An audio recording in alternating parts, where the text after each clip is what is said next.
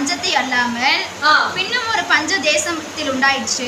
இன்னும் ஒரு பஞ்ச தேசத்துல வருது. யார் காலத்துல? ஈசாக்கோட காலத்துல ஒரு பஞ்சம் வருது. அப்போ கர்த்தர் ஈசாக்குக்கு வெளிப்பட்டு என்ன சொல்றாரு? நீ எகிப்துக்கு போகாமல் நான் உனக்கு சொல்லும் தேசத்திலே குடியிரு, இந்த தேசத்திலே வாசம் பண்ணு.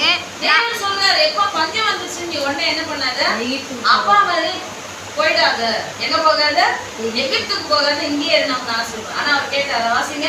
இந்த தேசத்திலே வாசம் பண்ணு, இந்த தேசத்திலே நீ வாசம் பண்ணு. நான் உன்னோட கூட இருந்து நான் உன்னோட இருப்பேன். உன்னை ஆசீர்வதிப்பேன். நான் உனக்கும் உன் சந்ததிக்கும் இந்த தேசங்கள் யாவையும் தந்து நான் தருவேன். உன் தகப்பனாகிய ஆபிரகாமுக்கு நான் இட்ட ஆணையை நிறைவேற்றுவேன். ஹல்லேலூயா.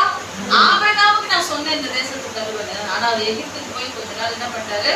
அடிவாங்கிட்டு வந்தாரு. நீயும் அந்த மாதிரி பஞ்சம் வருதுன்னு என்ன பண்ணாத? விட்டுட்டு ஓடிடாத. ஆண்டவர் சொல்றாரு, எங்கேயே இரு, சபைக்குள்ளே இரு. சோதனை வந்தாலும் வேதனை, கத்தரை விட்டு வேடிட்டு வேற வழியில போயிடலாமா? வேற ஒரு மார்க்கத்துக்கு இல்லவே இல்லை. தேவன் சில நேரத்துல நம்ம என்ன பண்றாராம்? உபத்திரவத்தின் குகைக்கு நம்ம அனுமதிப்பார். சில போராட்டங்கள் மத்தியில் நம்ம அனுமதிப்பார். ஆனா நாம் கத்தரை விட்டு விலகி போகாதபடிக்கு அவருடைய பாதத்தையே உறுதியாய் பற்றிக் கொள்வோம். ஆனால் அவரை உறுதியாய் பற்றிக் கொண்ட மனதுடையவன் அவரையே நம்பி இருக்கிறபடியாக அவனுக்கு பூர்ண சமாதானத்தை நான் தருவேன் சொல்றாரு. அல்லேலூயா, அல்லேலூயா. அப்போது என்ன நடக்குது? ஈசாக்கோட வாழ்க்கையில பார்க்கும்போது அவனும் தேவன் ஆபிரகாம் கீழே வாசிங்க. அந்த ஈசாக்கு எங்க போறான்? கேரா ஊர்ல போய் குடியிருக்காங்க. எங்க போறான்?